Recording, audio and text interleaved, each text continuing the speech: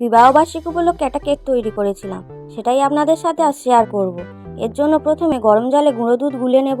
তারপর প্যাকেট থেকে ওরিও বিস্কুটগুলো বার করে বিস্কুট থেকে ক্রিম আলাদা করে নিয়ে মিক্সিতে বিস্কুটগুলো দিয়ে গুঁড়ো করে নেব।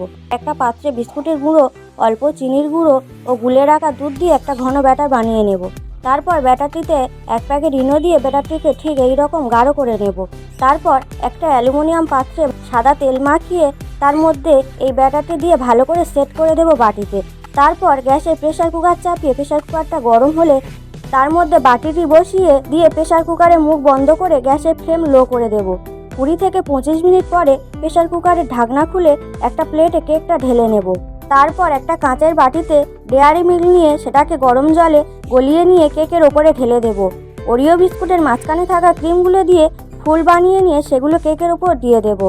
সর্বশেষ কেকের ওপরে কিছু জেমস ছড়িয়ে দিলেই রেডি চকলেট কেক।